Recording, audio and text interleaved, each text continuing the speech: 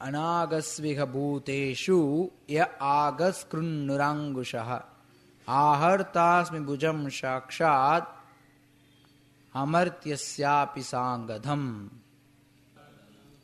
மொழிபெயர்ப்பு பொருளுரை வழங்கியவர் தேவத்ராச பக்தி வேதாந்த சுவாமி பிரபுபாதர் அகில உலக கிருஷ்ண பக்தி இயக்கத்தின் ஸ்தாபகாச்சாரியர்.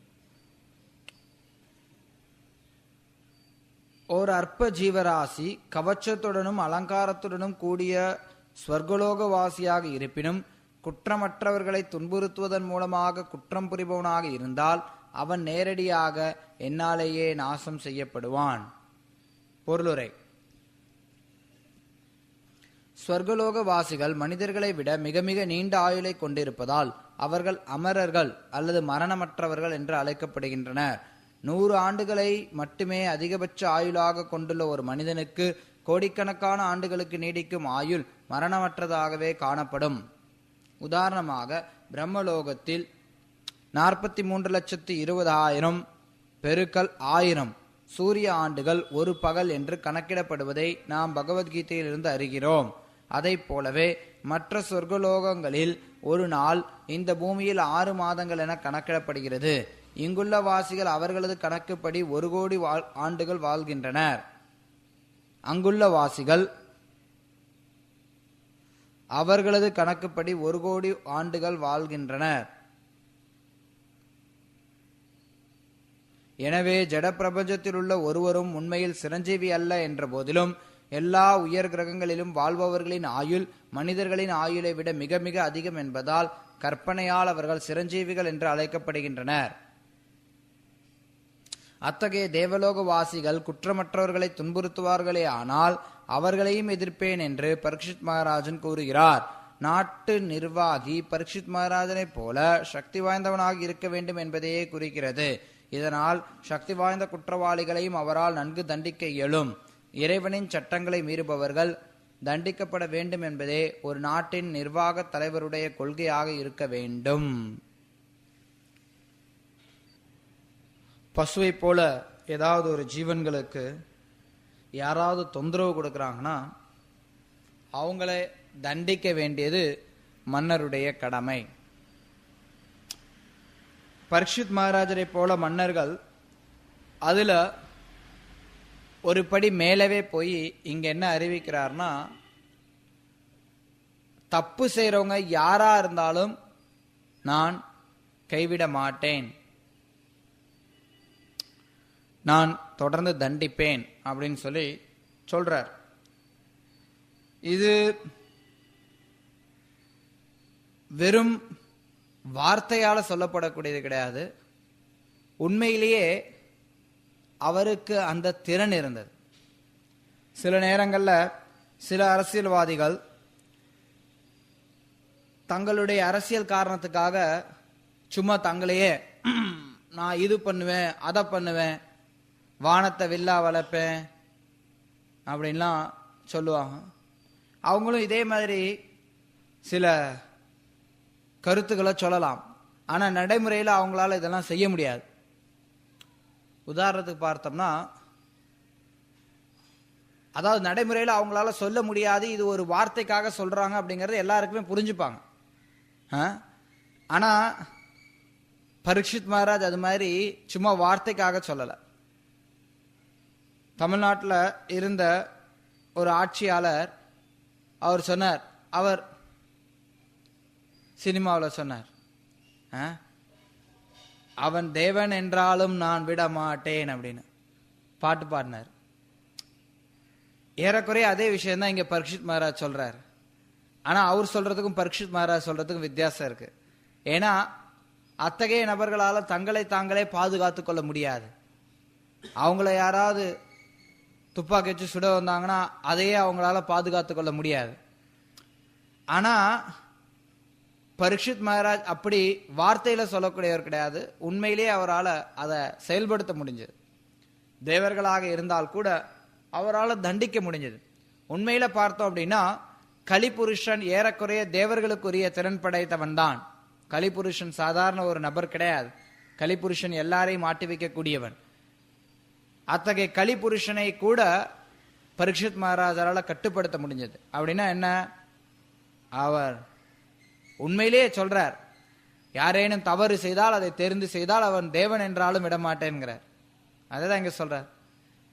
யாராவது ஒருத்தவங்க குற்றமற்றவர்களை துன்புறுத்துவதன் மூலம் குற்றம் புரிபவராக இருந்தால் அவர்கள் தேவர்களாக இருந்தாலும் நான் விடமாட்டேன்கிறார்.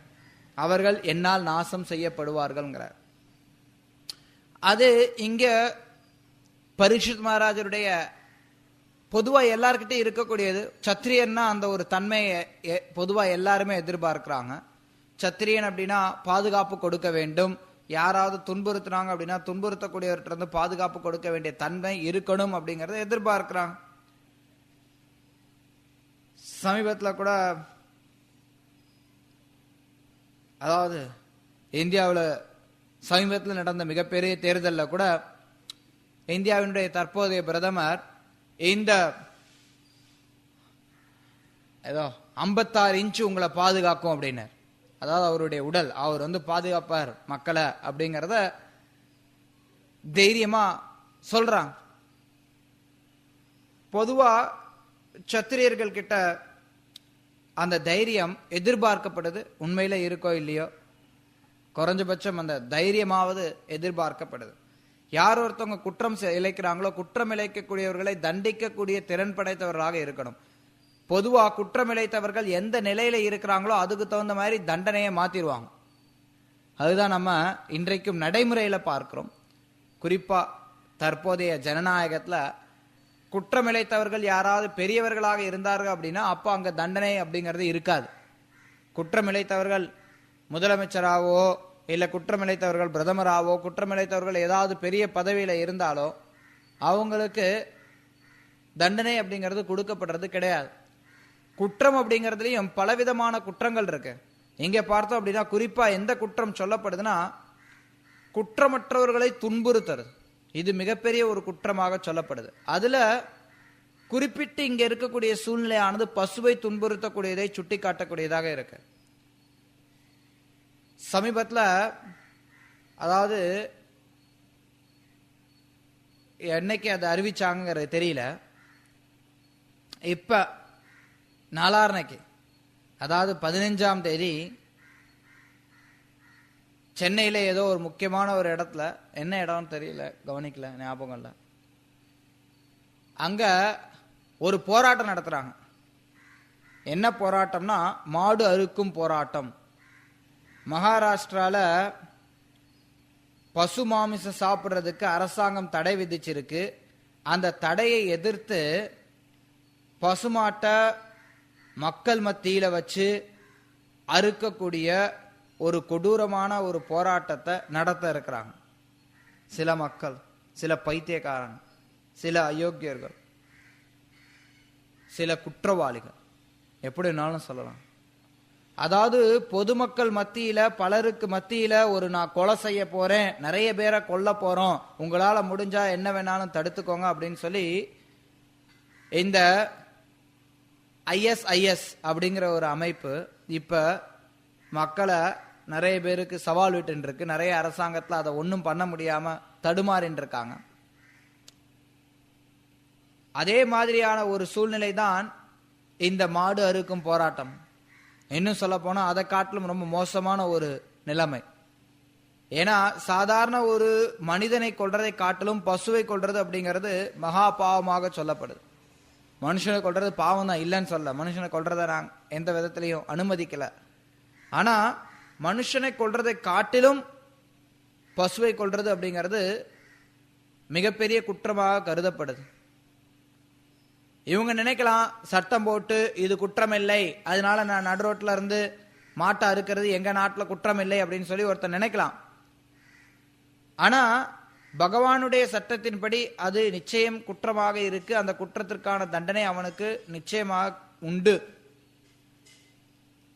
அவன் நினைக்கலாம் மாடு அறுக்கும் போராட்டத்தை நடத்தி நாங்க எங்களுடைய உரிமையை நிலைநாட்டுறோம், மாடு சாப்பிட்றதுக்கு எங்களுக்கு உரிமை இருக்கு அப்படின்னு சில பேர் வாதிடலாம்.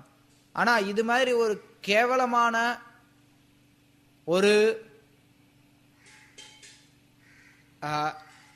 குற்றவாளிகளை தண்டிப்பதற்கு தகுதியற்ற திராணியற்ற அரசாங்கம் இன்றைக்கு சமுதாயத்துல உழவின்றிருக்கிறத நம்ம பார்க்கிறோம். ஆனா பரீட்சித் மகாராஜ் அப்படி கிடையாது. அவர் சொல்றார், தேவர்களாக இருந்தாலும் நான் தண்டிப்பேன். தேவர்களோடு நம்மளை ஒப்பிடவே முடியாது. தேவர்களை குறிப்பிடும் போது இந்த இடத்துல அமரர்கள் அப்படிங்கிற வார்த்தை இங்க சொல்லப்பட்டிருக்கு. அமர்த்தஸ்யபி, அதாவது அமரர்கள். அமரர்கள் அப்படின்னா யாருக்கு மரணம் இல்லையோ அவர்கள். ஸ்ரீல பிரபுபாதர் இந்த பொருளுரையில விளக்குறார், தேவர்கள் மரணமற்றவர்கள் கிடையாது, தேவர்களுக்கும் மரணம் உண்டு.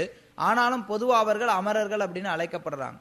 ஏன்னா அவர்களுடைய ஆயுள் காலமானது நம்முடைய ஆயுளோட ஒப்பிட்டு பார்க்கும்போது நீண்ட நெடுங்காலமாக இருக்கு, நம்மளுடைய கணக்கிற்கு ஒத்துவராதாக இருக்கு. இங்க நம்மளுடைய 6 மாதம் அப்படிங்கிறது தேவர்களுக்கு ஒரு பகல். அதனாலதான் நம்ம பார்க்கிறோம் தட்சிணாயனம் உத்தராயணம்னு வருது. உத்தராயணத்துல தேவர்களுடைய பகல், தட்சிணாயனம் தேவர்களுடைய இரவாகுது. அப்படி தேவர்களுடைய பகல் 6 மாதங்கள் போகுது, அவர்களுடைய இரவு 6 மாதங்கள் போகுது. இந்த நீண்ட நெடுங்காலம் இருக்கிறதுனால அவங்களுடைய ஆயுள் நம்மளுடைய கணக்குல இருந்து பார்க்கும்போது எவ்வளவுன்னு நம்மளால கணக்கிடவே முடியாது. பல கோடி வருடங்கள் அவங்க வாழ்றாங்க.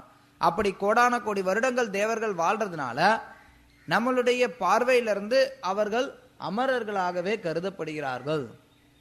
பொதுவா அமரர் அப்படிங்கிற வார்த்தை தேவர்களுக்கு தான் உபயோகிக்கப்படுது. தேவர்கள் எல்லாருமே அமரத்துவம் வாய்ந்தவர்கள், அமரர்கள், மரணமற்றவர்கள் அப்படின்லாம் சொல்லப்படுறாங்க. அவங்க அமிர்தம் குடிச்சவங்க. இது அமிர்தம் குடிக்கிறதுனால அவங்களுக்கு வயோதிகம் தெரியாமல் அவங்க எப்பவுமே இளமையாகவும் அதே நேரத்தில் மரணம் அவங்களுக்கு தழுவாதது போலவும் தோன்றுது. ஆனா நமக்கு தெரியும், பிரளயத்தினுடைய ஒரு பகுதியில, அதாவது முழு பிரளயம் அழியும் போது பிரம்மதேவர் உட்பட எல்லாருமே அழிஞ்சிருவாங்க. ஆனா அதற்கு நடுவில் வரக்கூடிய மற்றொரு பிரளயத்தின் போது தேவர்களும் அழிக்கப்படுவார்கள். தேவர்கள் நிரந்தரமா வாழ போறது கிடையாது. அவங்க சிரஞ்சீவிகள், அமரர்கள், என்றுமே நிலைத்திருக்கக்கூடியவர்கள் அப்படின்னு அழைக்கப்பட்டா கூட அதுவும் ஒரு பதவி, அது காலப்போக்கில் அழியக்கூடிய ஒன்று அப்படிங்கிறது தெரியும்.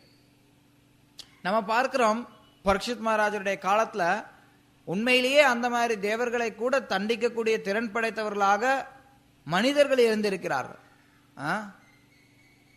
அதாவது அர்ஜுனன் நம்ம பார்க்கிற உதாரணத்துக்கு பரீட்சித் மகாராஜ் தேவர்களோட எதுவும் சண்டை போட்டதா குறிப்பா நமக்கு எதுவும் தகவல் இல்லை. ஆனா அர்ஜுனன் பரீட்சித் மகாராஜருடைய தாத்தா, அவருடைய தந்தை அபிமன்யு, அவருடைய தந்தை அர்ஜுனன் பல சூழ்நிலைகள்ல தேவர்களோடையும் போரிட்டு இருக்கிறார். தேவர்களோட போரிட்டு தேவர்களை வெற்றி கொண்டிருக்கிறார். அதாவது அர்ஜுனனுக்கு காண்டீவ வில் கொடுத்து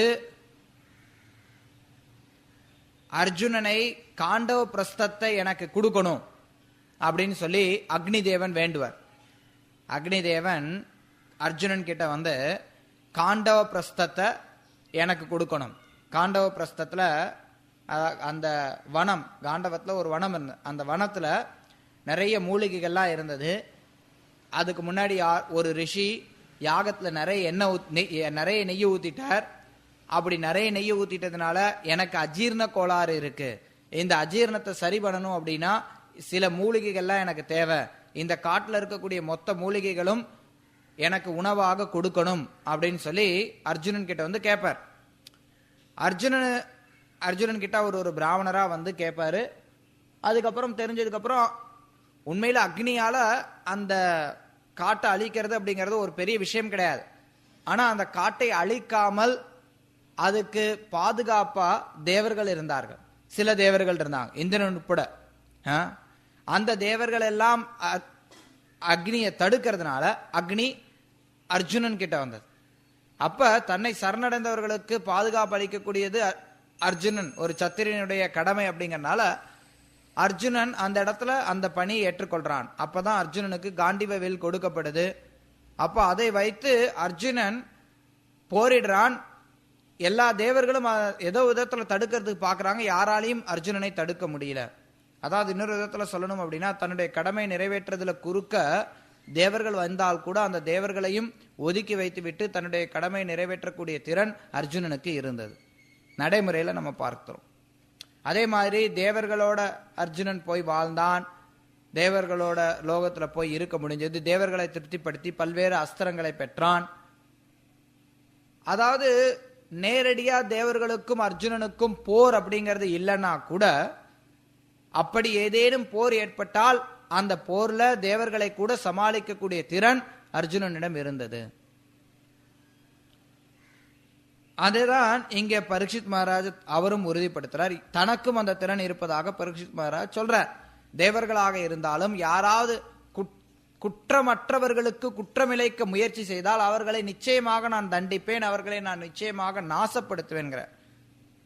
இங்க ஒரு சத்திரியருடைய வீரம், அவருடைய வீரியம், அவருடைய திறன், ஒரு சத்திரியன் அப்படிங்கிற பராக்கிரமசாலியா இருக்கணும். எந்த ஒரு செயலாக இருந்தாலும் செய்யறதுக்கு துணிந்தவராக இருக்கணும். சத்திரியருக்கு மிக முக்கிய தகுதி துணிவு. சத்திரியர் அப்படிங்கிறவர் பயந்தவராக இருக்கக்கூடாது, ஒரு கோழையாக இருக்கக்கூடாது. ஒரு சத்திரியன் கோழையாக இருந்தான் அப்படின்னா அந்த சத்திரியன் யாராலும் மதிக்கப்படுறது கிடையாது. பொதுவாக ஒரு சத்திரியன் தான் விருப்பப்படக்கூடியதை நிறைவேற்றக்கூடிய திறன் படைத்தவனாக இருக்கணும். ஒரு சத்திரியனால செயல்படுத்த முடியாதது அப்படின்னு ஏதாவது இருந்ததுன்னா அவன் சத்திரியனாக இருக்க முடியாது. தன்னை இருக்கக்கூடியவர்களை அடக்கி ஆளக்கூடிய திறன் படைத்தவனாக இருக்கணும். நவீன காலத்துல ஜனநாயகத்துல அது மிகவும் சிரமமான ஒன்று, ஏறக்குறைய அசாத்தியமான ஒன்றுன்னு சொல்லலாம். ஒரு சத்திரியனால கூட தான் விரும்பக்கூடியதை நிறைவேற்ற முடியாது. அதற்கான திறனும் கிடையாது, அதற்கான திராணியும் கிடையாது, அதற்கான சப்போர்ட்டும் கிடையாது. யாரும் அங்கீகரிக்க மாட்டாங்க, ஆதரவு தெரிவிக்க மாட்டாங்க அந்த மாதிரியான செயல்களுக்கு. அதனால எப்படி பார்த்தாலும் இன்றைய காலத்தில் இருக்கக்கூடிய சத்திரியர்களுக்கு அந்த திறன் இல்லைனாலும் பரீட்சித் மகாராஜரை போன்ற சத்திரியர்கள் அந்த திறனோட வாழ்ந்திருக்கிறார்கள். அதற்கு முன்னாடி பல காலத்துல மன்னர்கள் உண்மையிலேயே தேவர்களோடு போரிடக்கூடிய திறன் போரிட்டு இருக்கிறாங்க. பல சூழ்நிலைகளை நம்ம பார்க்கிறோம். அசுரர்கள் கூட தேவர்களோட போரிட்டு இருக்கிறாங்க. சாதாரண மன்னர்கள் கூட தேவர்களுக்கு உதவி செய்யறதுக்காக போரிட்டு இருக்கிறார்கள். கட்வாங்க மன்னர் கட்வாங்கர் அவர் தேவர்களின் சார்பாக போரிடுறதுக்காக போயிருந்தார். தேவலோகத்துக்கு போய் அவங்களுடைய சார்பாக போரிடுறார். அப்படின்னா எத்தகைய தகுதி வாய்ந்த மன்னர்கள் அந்த காலத்துல இருந்திருக்கிறாங்க அப்படிங்கறத நம்ம பார்க்கலாம். நவீன காலத்துல பார்த்தோம் அப்படின்னா கலியுகத்தினுடைய சுபாவமே ததச்சாணி தினம் ராஜன் சத்தியம் சௌச்சம் அதெல்லாம் குறைஞ்சுட்டே போகுது. அதுல பலமும் ஒன்று. ஒவ்வொரு நாளும் கலியுகத்துல சத்தியம் சௌச்சம் அதாவது தூய்மை பலம் இதெல்லாம் குறைஞ்சுக்கிட்டே போகுது. அது சத்திரியர்களுடைய வாழ்க்கையிலையும் பார்க்கிறோம். அந்த காலத்துல இருந்த சத்திரியர்களுக்கு இருந்த திறன் எல்லாம் இன்னைக்கு கிடையாது. அந்த மாதிரி எல்லாம் செயல்படுத்த முடியாது. சில நூற்றாண்டுகளுக்கு முன்னாடி இருந்த சத்திரியர்களுக்கான திறன் கூட இன்றைக்கு இருக்கிறது கிடையாது. சில நூற்றாண்டுகளுக்கு முன்னாடி நம்ம பார்த்தோம் அப்படின்னா தமிழ்நாட்டில் ஒரு கதை சொல்லுவாங்க. மருது பாண்டியர்கள் புலியை வாயை பிடிச்சு கிழிச்சு தூர எறிஞ்சாங்க, வாயை பிடித்து இழுத்து கொன்றார்கள். இன்றைக்கு புலியை பார்த்தோம் அப்படின்னாலே மக்கள் பயந்து ஓடுறாங்க. எந்த ஒரு சத்திரியரும் இன்றைக்கு புலி முன்னாடி நின்று செயல்பட முடியாது. சும்மா அந்த புலி ஏதாவது சர்க்கஸ்ல இருக்கிற மாதிரி பயிற்சி கொடுத்த புலியாக இருந்ததுன்னா அது வேற கதை. சில ஊர்ல புத்த பிக்ஷுக்கள் அவங்க என்ன பண்றாங்கன்னா அவங்க புலி வளர்க்குறாங்க. புலி வளர்க்கறது அவங்களுடைய தொழில். இங்க நாயெல்லாம் கயிறு கட்டி வாக்கிங் கூட்டு போற மாதிரி அவங்க புலியை கயிறு கட்டி வாக்கிங் கூட்டு போவாங்க புத்த பிக்ஷுக்கள். அது பயிற்சி பெற்ற புலிகள், அது ஒன்றும் பெரிய விஷயம் கிடையாது. ஆனா பயிற்றுவிக்காத புலியை காட்டுல சந்திச்சு அந்த எந்த ஒரு ஆயுதமும் இல்லாம வெறும் கையாலேயே அந்த கிழித்து போட்ட வீரர்கள் இருந்திருக்கிறாங்க. இதே பூமியில சில நூற்றாண்டு ஒரு 2 நூற்றாண்டுக்கு முன்னாடி சமீப காலத்துல 200 வருஷத்துக்கு உட்பட்ட காலத்துல அதே மாதிரி நான் ஏற்கனவே சொல்லியிருக்கிறேன். சில மியூசியத்துக்குலாம் நீங்க போய் பாத்தீங்கன்னா அங்க ராஜாக்களுடைய வாள்லாம் வச்சிருப்பாங்க. வாள் கத்தி அதெல்லாம் நம்மளால சுமக்கவே முடியாது. அவங்களுடைய கவச்சம், அந்த கவச்சத்தை நம்ம இன்னைக்கு போட்டோம்னா அப்படியே உட்காந்துக்க வேண்டியதுதான். கவச்சத்தை போட்டு நம்மளால நடக்க கூட முடியாது. ரொம்ப பழைய கவச்சம்லாம் கிடையாது. சும்மா ஒரு 300-400 வருஷத்துக்கு முன்னாடி இந்த கவச்சம், 300-400 வருஷத்துக்கு முன்னாடி இருந்த ராஜா அந்த கவச்சத்தை போட்டுட்டு அவரால் வெளியில போக முடிஞ்சது. அந்த கத்தியை சுமந்து அந்த வாளை சுமந்து சொலட்டி சண்டை போட முடிஞ்சது. இன்னைக்கு இருக்கக்கூடிய ராஜாக்களால் அந்த வாளை தூக்க கூட முடியாது. இன்னைக்கு சொல்ல போனோம்னா ஒருத்தர் ராஜாவாகிறாங்க, அரசியல்ல ஒரு பெரிய பதவிக்கு வர்றாங்க அப்படின்னா அவங்க ஏறக்குறைய கிழவனா ஆனதுக்கு அப்புறம் தான் வர முடியும். இளைஞர்களுக்கெல்லாம் வாய்ப்பெல்லாம் கிடையாது. அது அசாத்தியம். அது இன்றைக்கு நடைமுறையில, இன்றைக்கு இருக்கக்கூடிய ஜனநாயக வழிமுறையில சாத்தியம் இல்லை. சில இளம் வயதுல ஒருத்தர் அரசியலுக்கு வர்றது அப்படிங்கறதெல்லாம், அரசியலுக்கு வரலாம், அரசியல்ல அந்த மேல் பதவிக்கு வர்றது அப்படின்னா அதுக்கு அரசியல் அனுபவம் தேவைப்படுது. உலகத்துல பலவிதமான சிக்கல் இருக்கு இன்னைக்கு இருக்கக்கூடிய ஜனநாயகத்தினுடைய தன்மை. ஆனா அந்த காலத்துல நம்ம பார்த்தோம்னா சில அரசர்கள், எனக்கு குறிப்பிட்டு சொல்ல தெரியல, பட் சில அரசர்கள் வரலாற்றிலேயே, அதாவது சமீப கால வரலாற்றில் கூட பார்த்தோம் அப்படின்னா சிறு வயதிலேயே மன்னராக பதவியேற்று இருக்கிறார்கள். அக்பர் கூட, அக்பர் தானே, அக்பர் கூட 11 வயதுல ஏதோ ஒருத்தர், அந்த முகலாய அரசர்கள்ல கூட ஒருத்தர் 11 வயதுல ஆட்சி பொறுப்பை ஏற்று இருக்கிறார்கள். அது ராஜஸ்தான்ல ரொம்ப சாதாரணம். ஜெய்ப்பூர் மன்னர்கள் மத்தியில நிறைய இளவரசர்கள் சில இளம் வயதிலேயே மன்னராக பொறுப்பேற்றிருக்கிறார்கள். புராணத்திலேயே நம்ம நிறைய பார்க்கிறோம். பரீட்சித் மகாராஜ் கூட நம்ம பார்க்கிறோம். பரீட்சித் மகாராஜ் அந்த அளவுக்கு இளமையானவர்னு சொல்ல முடியாது. பரீட்சித் மகாராஜ் ஆட்சி பொறுப்பை ஏற்கும் போது ஏறக்குறைய அவருக்கு 35 வருடங்கள், அவங்க 32 வருடங்கள்னா 25 32 வருஷம். போர் முடிஞ்சு 32 வருடம் கழிச்சு பாண்டவர்கள் துறவரம் ஏற்கிறாங்க. அப்போதான் பரீட்சித் மகாராஜரை மன்னராக்குறாங்க. எப்படி பார்த்தாலும் பல தருணங்கள்ல இளம் வயதிலேயே கூட அவங்க ஆட்சி நிர்வாகத்தை நடத்துறது ஒரு பக்கம், இன்னொரு பக்கம் எதிராளிகளை சமாளிக்கிறது. பல நேரங்கள்ல சின்ன ராஜா இளைஞனாக இருந்தால் கூட போர்க்களத்துக்கு போறதுக்கு தயங்க மாட்டாங்க. அது மன்னருக்கான சுபாவம், சத்திரியனுக்கான சுபாவம். சத்திரியன் தயங்கவே மாட்டான். நான் பார்க்கிறோம், அபிமன்யு 16 வயது சிறுவன், அவ்வளோ பெரிய மகாரத்தர்கள், அவங்க எல்லாரும் தனியா போய் சவால் விடுறான். அந்த திறன் இருக்கு. இன்றைக்கு நவீன காலத்துல அதான் சொன்ன மாதிரி எல்லாமே குறைஞ்சுட்டே வருது. அதனால அத்தகைய திறனை அப்படியே நம்மளால எதிர்பார்க்கலாம் அப்படின்னு நினைச்சோம்னா அது மூடத்தனம் தான். அதே மாதிரியான சத்திரியர்களை இன்றைக்கு அத்தகைய வீரத்தோடையும் அத்தகைய பராக்கிரமத்தோடையும் நம்ம எதிர்பார்க்க முடியாது.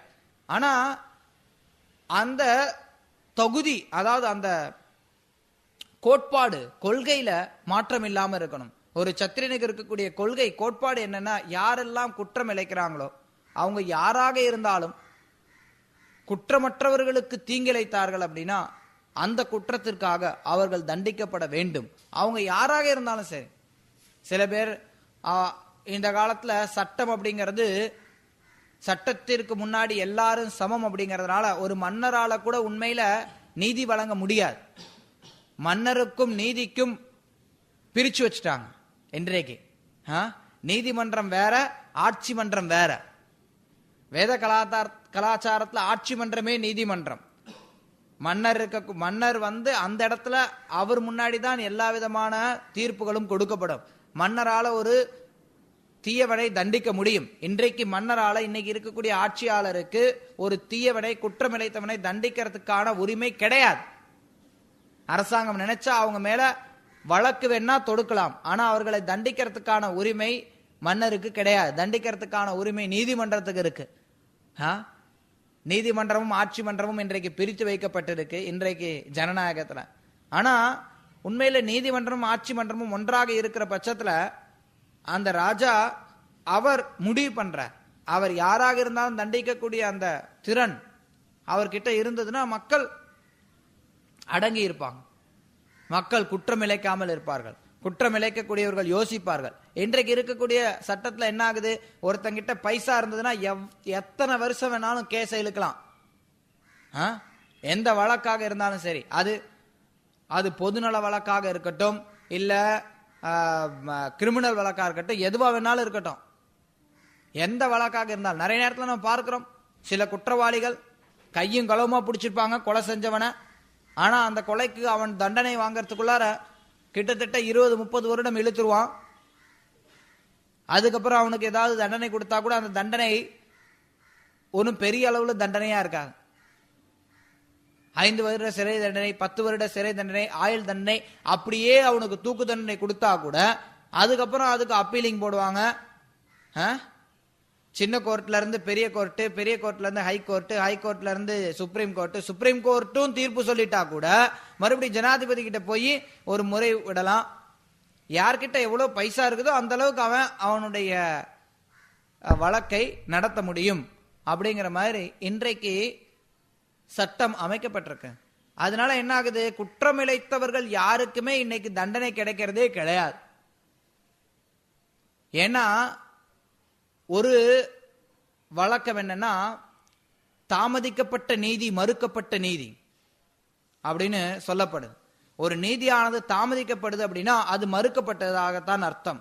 அதனால இன்றைக்கு குற்றவாளிகள் தண்டனை இழைத்தவர்களுக்கு உடனே தண்டனை வழங்கப்படாத பட்சத்துல அவங்களுக்கு தண்டனை வழங்கப்படவில்லை அப்படின்னு தான் அர்த்தம். இன்றைக்கு இருக்கக்கூடிய ஆட்சியாளர்களால யாருக்குமே தண்டனை வழங்க முடியாது. அதற்கான தகுதி அவங்களுக்கு இல்லை. அதற்கான தகுதிங்கிறதோட அதற்கான அதிகாரம் அவங்களுக்கு இல்லை. எவ்வளவு ஒரு துரதிருஷ்டம். ஆட்சியாளர்களா இருக்கிறாங்க, ஆனா நீதியை காப்பாற்றக்கூடிய பொறுப்புல இருக்கிறாங்க, நீதியை காப்பாற்றுறதுக்கான அதிகாரம் அவங்களுக்கு இல்லை. இது ஜனநாயகத்தினுடைய பல்வேறு குறைபாடுகள்ல ஒன்று. எவ்வளவு குறைபாடுகள் இருக்கு, அதுல ஒன்று இது. ஆட்சியாளர்களுக்கு தவறிழைத்தவர்களை தண்டிக்கக்கூடிய அதிகாரம் இல்லை. வழக்கு தொடுக்கலாம், வழக்கு தொடுத்தாலும் அவங்க எவ்வளவு பெரிய பணக்காரங்களா இருக்காங்களோ நிறைய பார்க்கிறோம். எந்த அளவுக்கு ஒருத்தன் பெரிய மனிதனா இருக்கிறானோ அவனுக்கு எதிராக வழக்கு தொடுத்தோம் அப்படின்னா அது செல்லாது. அது சாத்தியமே இல்லை. அரசியல்வாதிகளுக்கு எதிராக வழக்கு தொடுத்தா எந்த அரசியல்வாதிக்கு தண்டனை கிடைக்குது? எந்த அரசியல்வாதிக்கும் தண்டனை கிடைக்கிறது இல்ல. அப்படியே ஏதாவது ஒரு நேரத்தில் அரசியல்வாதிகளுக்கு ஏதாவது ஒரு ரொம்ப ரொம்ப சிக்கலாயிடுச்சு அப்படின்னா அப்ப அவங்களுக்கு தண்டனை கிடைச்சா கூட அதுவும் நீடிக்கிறது கிடையாது. சாத்தியமில்லாத ஒன்றாக இருக்கு. அதாவது நம்ம குற்றவாளிகள் இன்றைக்கு சமுதாயத்தில் இன்னும் பெரிய பிரச்சனை என்னன்னா, யார் கையில நீதிமன்றம், அதாவது யார் நீதிமன்றத்துக்கு பொறுப்பா இருக்கிறாங்களோ, நீதிமன்றத்துக்கு பொறுப்பாக இருக்கக்கூடியவர்கள் ஆட்சி மன்றத்தில் இருக்க வேண்டியவர்கள். ஆனா நீதிமன்றத்துக்கு தனி பொறுப்பாளிகள் கொடுத்திருக்காங்க. ஆனா அந்த நீதிமன்றத்தினுடைய பொறுப்பாளிகளா இருக்கக்கூடியவர்கள் கூட இன்றைக்கு அநீதியின் பக்கம் இருக்கக்கூடியவர்களாக இருக்கிறார்கள். அதனாலதான் உண்மையில இந்த வழக்காடுறது அப்படிங்கிற கான்செப்டே கிடையாது. நவீன காலத்துல இருக்கக்கூடிய கான்செப்ட் எப்படின்னா, ஒருத்தன் குற்றவாளி அப்படிங்கிறது 1000 பேருக்கு 1,00,000 பேருக்கு தெரிஞ்சா கூட அவன் சார்பா வழக்காடுறதுக்கு ஒரு வழக்கறிஞரை நியமிக்கணும். அது சட்டம். கையும் களவுமா பிடிச்சாங்க இந்த அப்சல் குரு இன்னும் சில தீவிரவாதிகள் எல்லாம். அந்த தீவிரவாதிகளுக்கு சார்பா வழக்காடுறதுக்கு ஒரு வழக்கறிஞர் அவசியம். அவன் என்னுடைய கட்சிக்காரர், என்னுடைய கட்சிக்காரர் குற்றவாளி அல்ல அப்படின்னு சொல்லி வாதாடணும். அதுக்கு அவன் படிச்சுட்டு வரணும், அதுக்கு அவன் சட்டம் தெரிஞ்சிருக்கணும். எதுக்கு நீ சட்டம் படிக்கிற? ஒரு குற்றவாளின்னு உனக்கு உளமார்ந்து தெரிந்து கூட அவன் குற்றவாளி அல்ல, அவன் நிரபராதின்னு சொல்லி வாதாடணும். அது அவனுடைய கடமையா. எவ்வளவு லட்சணம் பாருங்க. நீதித்துறையினுடைய செயல்பாடு எந்த அளவுக்கு அவலட்சணமா இருக்கு. இன்றைக்கு சமுதாயம் அப்படிதான் இருக்கு, ஒண்ணும் பண்ண முடியாது.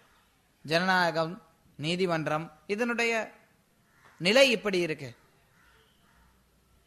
ஒரு குற்றவாளின்னு தெரிஞ்சா கூட ஒரு நீதிபதியால உடனே தண்டனை கொடுக்க முடியாது. அவருக்கு சாட்சி வேணும், அதுக்கு ஆதாரம் வேணும், அந்த சாட்சிக்கு கிராஸ் செக்கிங் பண்ணணும். எவ்வளவோ விதிமுறைகள் நீதிபதிக்கும் கொடுக்கப்படுது. இதெல்லாம் எதுக்குன்னா என்ன சொல்றாங்க, யாரும் தப்பு பண்ணிடக்கூடாது. அதாவது 1000 குற்றவாளி தப்பிச்சாலும் பரவாயில்ல, ஒரு நிரபராதி தண்டிக்கப்படக்கூடாது அப்படிங்கிறது கருத்து. ஒரு நிரபராதி தண்டிக்கப்படக்கூடாது அப்படிங்கிற ஒரு தவறான எண்ணத்துல நம்ம பார்க்கிறோம். 1000 அல்ல, லட்சக்கணக்கான குற்றவாளிகள் தப்பித்துக் கொண்டுதான் இருக்கிறார்கள் இன்றைக்கு இருக்கக்கூடிய சமுதாயத்தில். ஆனா உண்மையில பார்த்தோம் அப்படின்னா, ஒரு ராஜா ஒரு மன்னர், ஒரு ஆட்சியாளர் அப்படிங்கிறவர் அவருக்கு கீழே தான் நீதிமன்றம் இருக்கணும். அவர் மக்களுக்கு தண்டனை வழங்கக்கூடிய அதிகாரம் வாய்ந்தவராக இருக்கணும். அந்த அதிகாரம் அவர்கிட்ட இருக்கிற பட்சத்துல தான் அவரால் திறமையாக மக்களுடைய தேவைகளுக்கு தகுந்த மாதிரி நாட்டில் பாவ செயல்கள் எழுச்சி பெறாத விதத்தில் ஆட்சி பண்ண அப்பதான் அவரால் முடியும், இல்லைன்னா முடியாது.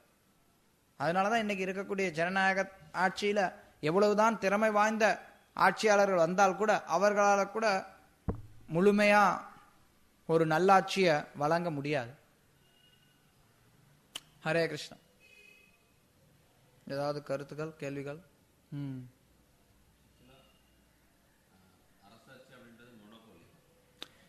அரசாட்சி அப்படிங்கிறது ஒருத்தரே செய்யக்கூடியது. தனிநபருடைய அந்த மாதிரி ஆட்சியில நேர்மையான நபர் அப்படிங்கிறது தேவைப்படுது. இந்த ஆட்சியில நேர்மையா அந்த நபர் நேர்மையாக இல்லை அப்படின்னா எல்லாம் நாசமா போயிடுமே. அதனால இது வந்து ஜனநாயகத்திற்கு வரலாற்றுல அது மாதிரி நிறைய நிகழ்ச்சிகள் நடந்திருக்கு.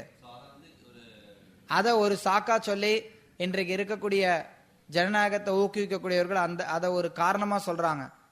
சரி, மன்னராட்சியில பல மன்னராட்சி அப்படிங்கிறது பற்பல நூற்றாண்டுகளா நடந்திருக்கு. புராதன காலங்கள் அதெல்லாம் கூட நீங்க விட்டுருங்க. மக்களுக்கு தெரிஞ்ச வரைக்கும் ஒரு 3000-4000 வருடங்களா மன்னராட்சி அப்படிங்கறது மக்கள் பார்த்துட்டு வராங்க. அந்த 4000 வருட மன்னராட்சியில உலகம் முழுக்க இருந்ததுல இல்ல உங்களுக்குன்னு ஒரு குறிப்பிட்ட பகுதி எடுத்துக்கோங்க. தமிழ்நாட்டில் நீங்க வாழ்ந்திருக்கிறீங்க, தமிழ்நாடு சின்ன பகுதியா எடுத்துப்போம். தமிழ்நாட்டில் இருந்த மன்னர்கள் எத்தனை பேர் இருந்திருப்பாங்க? பல்லாயிரம் மன்னர்கள் இருந்திருப்பாங்க. அந்த 1000 மன்னர்கள்ல துஷ்டர்களாக இருந்த மன்னர்கள்னு உங்க கணக்கு பிரகாரம் எத்தனை மன்னர்கள் இருந்திருக்காங்க? கைவிட்டு எண்ணலாம். ஒரு கையில இருக்கக்கூடிய விரலுக்குள்ளார எண்ணலாம் துஷ்டர்களாக இருந்த மன்னர்கள் அப்படின்னு. அதே விஷயத்தை நான் திருப்பி போடுறேன். தமிழ்நாட்டில் எத்தனை அமைச்சர்கள் இருந்திருக்கிறாங்க?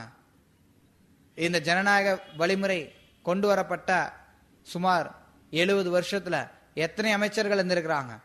இந்த அமைச்சர்கள்ல நல்ல அமைச்சர்கள் எத்தனை பேர் இருந்திருக்கிறாங்க? அதை விரல் விட்டு எண்ணலாம் ஒரு கையில. அப்ப லாஜிக் தோத்து போகுது. கண்டிப்பா ஒருத்தவங்க ஒரே இடத்துல அதிகாரம் சேர்ந்தது அப்படின்னா அந்த அதிகாரத்தை ஒருத்தவங்க துஷ்பிரயோகம் பண்ணலாம், அந்த அபாயம் இருக்கு. ஆனா அதே நேரத்தில் ஒருத்தர் கையில அதிகாரம் இருக்கிறப்ப அவங்க துஷ்பிரயோகம் பண்ணலாம் அப்படின்னா கூட அந்த பொறுப்பு ஆட்டோமேட்டிக்கா அந்த இடத்துல வந்துருது. அதனால அந்த இடத்துல துஷ்பிரயோகம் பண்ண முடியாது. அது மட்டும் இல்லாம அதற்கான பயிற்சியும் கொடுக்கப்படுது. அப்படி யாராவது துஷ்பிரயோகம் பண்றாங்க அப்படின்னா அந்த துஷ்பிரயோகம் பண்ணக்கூடிய நபர்களும் அழிக்கப்பட்டிருக்கிறார்கள். அதையும் நம்ம வரலாற்றில் பார்க்கிறோம். அவங்களும் அழிக்கப்பட்டிருக்கிறார்கள், கொல்லப்பட்டிருக்கிறார்கள், விரட்டப்பட்டிருக்கிறார்கள். பிராமணர்களால இல்ல இதர சத்திரியர்களால, அண்டை நாட்டு சத்திரியர்களால, அல்லது அந்த நாட்டிலேயே உள்ள இருந்து வளர்ந்த சத்திரியர்களால, அது மாதிரி நாம பார்க்கிறோம். பல சிரமங்கள் இருக்கு. இந்த ஜனநாயகத்துல பல அதான் இன்றைக்கு இருக்கக்கூடிய சூழ்நிலையில மன்னர் ஆட்சி அப்படிங்கிறதுல நிறைய சிக்கல் இருக்கிற மாதிரி தெரியலாம். இருந்தாலும் இன்றைக்கும் அங்காங்க சில நாடுகள்ல அந்த மன்னர் ஆட்சி அப்படிங்கிறது ஒட்டின் இருக்கு. அந்த இடத்துல இருக்கக்கூடிய ஆட்சியானது இந்த ஜனநாயக ஆட்சியை காட்டிலும் பல மடங்கு உயர்ந்ததா தான் இருக்கு. இன்றைக்கு கூட எங்க மன்னராட்சி இருக்கோ, எங்க மன்னர் கையில் அதிகாரம் இருக்கோ, அது சாதாரண இந்த ஜனநாயக ஆட்சியோட பரவாயில்ல, நல்லா தான் இருக்கு. ஒன்றும் பெரிய அளவுல குற்றம் சொல்ற மாதிரி கிடையாது. ஆனா எங்க எல்லா இடத்துலயும் ஜனநாயக ஆட்சி நடக்குது? எங்க மக்கள் திருப்தியோட இருக்கிறாங்க? எங்கேயுமே கிடையாது. எங்கேயாவது இருக்கலாம். அதனால நீங்க சொல்ற மாதிரி எடுத்துக்கிட்டா கூட மன்னராட்சி அப்படிங்கிறது மக்களுக்கு நன்மை பயக்கக்கூடியதாகத்தான் இருக்கு.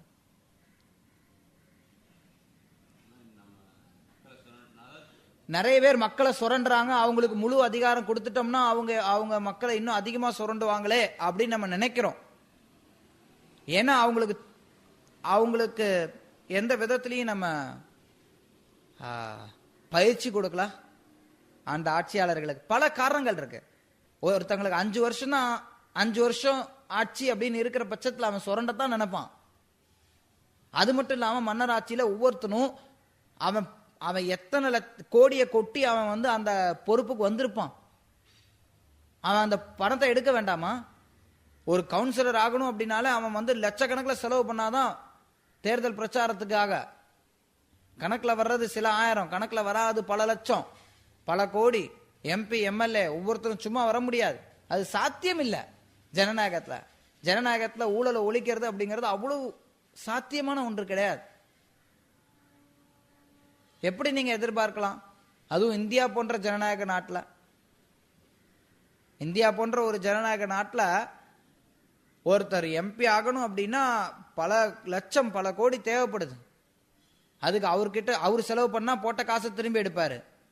வேற யாராவது காசு கொடுத்தாங்க அப்படின்னா அவருக்கு சாதகமா ஆட்சி வந்ததுக்கு அப்புறம் அவருக்கு சாதகமா செயல்படணும். இதெல்லாம் நடைமுறையில இருக்கக்கூடிய வாஸ்தவமான விஷயங்கள்.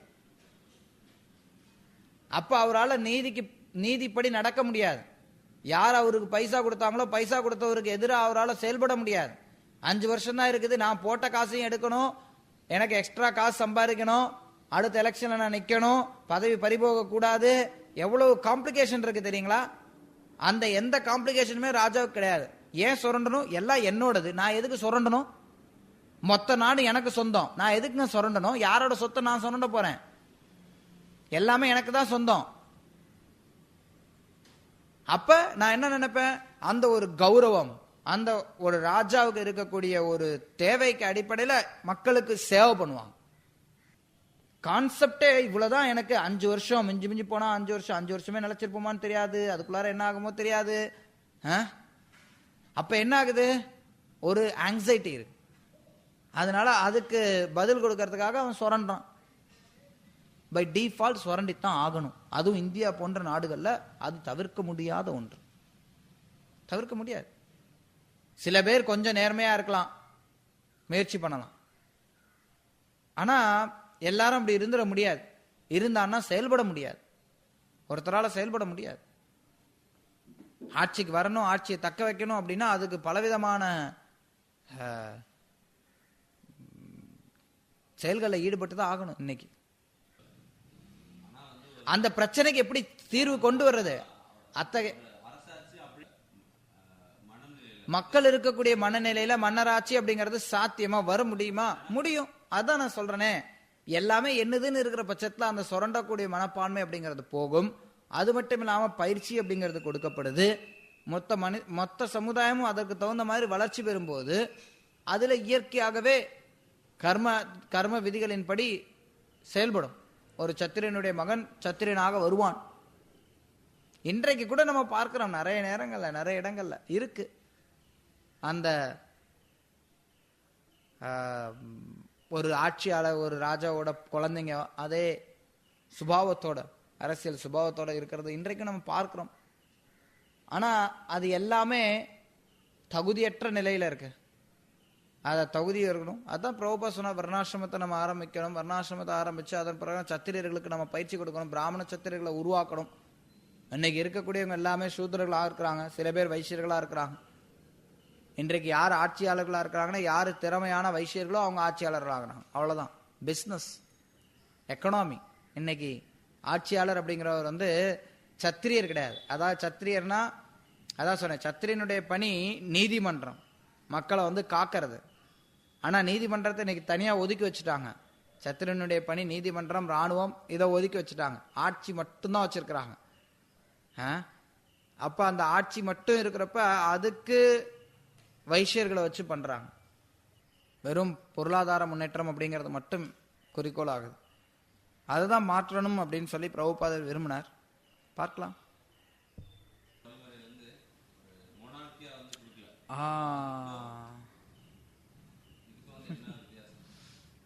பக்திசான் சர் டாக்கரும் ஸ்ரீல பிரபுபாதரும் இந்த இஸ்கான் இயக்கத்தை வழி நடத்துறதுக்கு ஒரு தனி ஆச்சாரியரை நியமிக்காம ஜிபிசி அப்படிங்கிற மாதிரி ஒரு கூட்டமைப்பை நிறுவி இருக்கிறாங்க.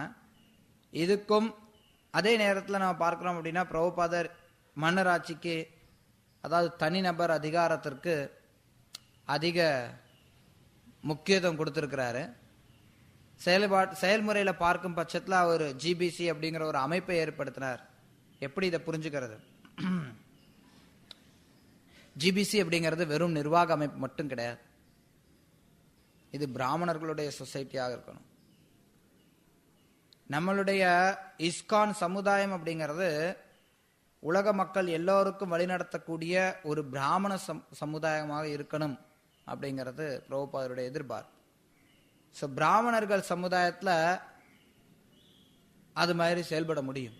பல பிராமணர்கள் ஒருங்கிணைந்து செயல்படுறது அப்படிங்கிறது சாத்தியம். அந்த இடத்துல ஒரு தனி நபர் அப்படிங்கிறதுக்கு இருந்தாலும் நல்லது. சில ஆச்சாரியர்கள் இருந்திருக்கிறார்கள். ஆனால் அந்த தனிநபர் ஒரு குறிப்பிட்ட நபர் அப்படின்னு வர்ற பட்சத்தில் அவர் அதீத திறமை படைத்தவராக இருக்கணும்.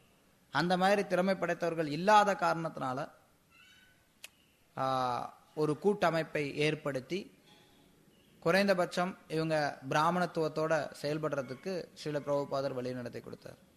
அதுதான் வித்தியாசம். அதுக்கு இதுக்கும் நிறைய வேறுபாடு இருக்கு. மன்னராட்சிக்கும் இந்த இஸ்கான்ல இருக்கக்கூடிய ஜிபிசிக்கும். ஜிபிசி நிர்வாக ரீதியில தான் நம்ம பார்க்கிறோம், வாஸ்தவம். இருந்தாலும் அது வெறும் நிர்வாக ரீதியில் இருக்கக்கூடிய அமைப்பு கிடையாது. அது வெறும் சத்திரியர்களுடைய அமைப்பு கிடையாது ஜிபிசி அப்படிங்க. இது வைஷ்ணவ சமுதாயத்தை நிர்வகிக்கிறது அப்படிங்கிறது அது பிராமணர்களுடைய பணி. இஸ்கான்ல இருக்கக்கூடிய தலைவர்கள் பிராமண தலைவர்களா செயல்படணும். சத்திரிய தலைவர்களா செயல்படுறது கிடையாது. வைஷ்ய தலைவர்களா செயல்படுறது கிடையாது. பிராமண தலைவர்களா இருக்கணும். சாஸ்திர ரீதியில சாஸ்திர நிபுணத்துவம் பெற்றவர்களாக அந்த மாதிரி செயல்படணும். அது பெரிய டிஸ்கஷன். ஆன்மீக இயக்கத்துல வரலாற்றுல நம்ம பார்க்கிறோம், அபிப்பிராய பேதம் அப்படிங்கிறது தவிர்க்க இயலாத ஒன்றாக இருக்கு. பிரிஞ்சு பல்வேறு கிளைகளாக போகுது அபிப்பிராய பேதங்களின் காரணத்தினால. அப்படி இருக்கிறப்ப இஸ்கான் எப்படி ஒரே ஒரே ஒரே கொடையின் கீழே செயல்பட முடியும் அப்படின்னு கேட்கிறார். நம்ம பேசின டாபிக்ல இருந்து நிறைய விலகி போயிட்டே இருக்கிறோம். இருந்தாலும் இது நான் சுருக்கமா சொல்றேன். அதாவது அபிப்பிராய பேதங்கள் இருக்கக்கூடாது. ஏன் அபிப்பிராய பேதங்கள் இருக்கணும்? சில சின்ன சின்ன விஷயங்கள்ல அபிப்பிராய பேதங்கள் இருக்கலாம். தத்துவத்திலேயோ பயிற்சியிலேயோ அபிப்பிராய பேதங்கள் இருக்கக்கூடாது. அப்படி பேதம் இருக்கு அப்படின்னா ஒன்று சரி ஒன்று தவறாக இருக்கணும். நிர்வாக ரீதியில சில முடிவுகள்ல அபிப்பிராய பேதங்கள் இருக்கலாம், அது அனுமதிக்கப்படுது. அதற்கு தான் ஓட்டு போட்டு தீர்மானிக்கிறாங்க. இப்ப உதாரணத்திற்கு இங்க நம்ம ஒரு மைக்ரோஃபோன் வச்சிருக்கோம். இந்த மைக்ரோஃபோன் மெகா கம்பெனில இருந்து வாங்கினது. இது மெகா கம்பெனில இருந்து வரக்கூடிய மைக்ரோஃபோன் வாங்குறதுக்கு ஒருத்தர் நினைக்கிறார், இன்னொருத்தர் அஹூஜா வாங்கலாங்கிறார், இன்னொருத்தர் வேற ஒரு கம்பெனி வாங்கலாங்கிறார், இன்னொருத்தர் சுரே வாங்கலாங்கிறார். அது அபிப்பிராய பேதம். இந்த அபிப்பிராய பேதங்கள் இருக்கத்தான் செய்யும் நடைமுறை விஷயங்கள்ல, பல விஷயங்கள்ல. அது ஒரு பொருட்டல்ல. அத்தகைய விஷயங்கள் யார் அதிகாரியோ அவர்களுடைய அதிகாரத்தின் அவர்களுடைய முடிவிற்கு ஒப்படைக்கப்படுது. சில பிரபுபாதா தான் சொன்னார், அதுதான் அத்தாரிட்டியை ஃபாலோ பண்றது. அப்படின்னா நமக்கு சில அபிப்பிராய பேதங்கள் இருந்தாலும் அதிகாரி என்ன விஷயத்தை முடிவு பண்றாரோ அதன்படி அவருடைய கூற்றின்படி செயல்படுறது அப்படிங்கிறது வலியுறுத்தப்படுது. ஆனா அதே நேரத்தில் அபிப்பிராய பேதம் அப்படிங்கிறது தத்துவத்தில் வர முடியாது, பயிற்சியில வர முடியாது. என்னுடைய அபிப்பிராயம் நீங்க எல்லாரும் 8 மாலை ஜெபம் பண்ணா போதும் அப்படின்னு ஒருத்தர் சொல்றாருன்னா அப்போ அவருடைய அபிப்பிராயத்தை நம்ம எடுத்துக்கொள்ளணுங்கிற அவசியம் கிடையாது. ஒருத்தருடைய அபிப்பிராயம் எப்படி இருக்கு அப்படிங்கிறது முக்கியத்துவம் கிடையாது. குரு சாது சாஸ்திரம் என்ன சொல்லியிருக்கு அப்படிங்கறத நம்ம பார்க்கணும். தத்துவ ரீதியிலையும் நடைமுறை ரீதியிலையும் சில நேரங்கள்ல என்ன ஆகுதுன்னா பக்தர்கள், அதுதான் நான் முந்தின வகுப்புல சொல்லிட்டு இருந்தேன், இந்த நடைமுறை இன்றைக்கு நவீன கால கல்வி முறையில பயிற்சி பெறதுனால வரக்கூடிய சூக்ஷமான தாக்கமானது நம்ம பக்தர்கள் கிட்டயும் இருக்கு. அதனால என்ன ஒரு எண்ணம் இருக்குன்னா எல்லாருமே சமம், எல்லாருடைய அபிப்பிராயத்துக்கும் முக்கியத்துவம் கொடுக்கணும், அந்த நபர் கொடுக்கக்கூடிய அபிப்பிராயம் சாஸ்திரபூர்வமாக இருக்கா, குருவின் அடிப்படையில இருக்கா அப்படிங்கறத பார்க்கக்கூடிய எண்ணம்லாம் கிடையாது. இல்ல இல்ல அவங்க சொல்றதையும் நம்ம கவனிக்கணும், அவங்க சொல்றதையும் கேட்டுக்கணும். எப்ப அவங்க சொல்றது சாஸ்திரபூர்வமா இருக்கா இல்லையா, இல்ல இல்ல அவங்களுடைய வார்த்தைக்கு நம்ம மதிப்பு கொடுக்கணும். ஏன் மதிப்பு கொடுக்கணும்? அது சாஸ்திரபூர்வமா இல்ல அப்படின்னா அதுக்கு மதிப்பு கொடுக்க வேண்டிய அவசியம் கிடையாது, அபிப்பிராயத்தை எடுத்துக்கொள்ள வேண்டும்ங்கிற அவசியம் கிடையாது. அதனால அபிப்பிராய பேதங்கள் அப்படிங்கிறது நடைமுறையில சில விஷயங்கள்ல வரலாம். அப்படி வரும்போது அப்படி வருங்கிறத எதிர்பார்த்து தான் ஸ்ரீல பிரபுபாத் சொல்லியிருக்கார், நீங்க எல்லாரும் ஒருங்கிணைந்து ஒன்றுபட்டு செயல்படணும், அபிப்பிராய பேதங்கள் ஒருத்தருக்கு ஒருத்தர் வர்றதை விட்டு கொடுத்து செயல்படணும் அப்படின்னு. ஆனா அதே நேரத்துல தத்துவத்திலேயோ பயிற்சியிலேயோ விட்டு கொடுக்க கூடாதுங்கிறதையும் பிரபுபாத் சொல்லியிருக்கார். அதனால அபிப்பிராய பேதங்கள் ஒரு குறிப்பா இஸ்கானை போல உலகம் எங்கிலும் இருக்கக்கூடிய இயக்கத்துல நிச்சயமா இருக்கும். ஏன்னா ஒவ்வொருத்தரும் பல்வேறு பின்னணியிலிருந்து வராங்க, பல்வேறு தரப்பட்ட மக்கள், அவங்க வாழக்கூடிய நாடு வேற, பேசக்கூடிய மொழி வேற, வளரக்கூடிய பண்பாடு வேற, அது எல்லாத்துக்கும் தகுந்த மாதிரி அபிப்பிராய பேதங்கள் அப்படிங்கிறது நிச்சயமா வரும். அது இல்லாம இருக்கணும் எதிர்பார்த்தோம்னா அது நம்மளுடைய அறியாமைன்னு கூட சொல்லலாம். அதே நேரத்தில் அபிப்பிராய பேதங்கள் தத்துவத்திலேயோ நம்ம செய்யக்கூடிய பக்தியினுடைய பயிற்சியிலையோ இருக்கக்கூடாது. அப்படி இருக்கு அப்படின்னா ஒன்னு சரியா இருக்கணும், ஒன்னு தவறா இருக்கணும், ரெண்டுமே சரியா இருக்க முடியாது தத்துவத்திலையும் பயிற்சியிலையும். हरे कृष्ण. श्रील प्रभुपाद की जय. श्रीमद् भागवतम की जय.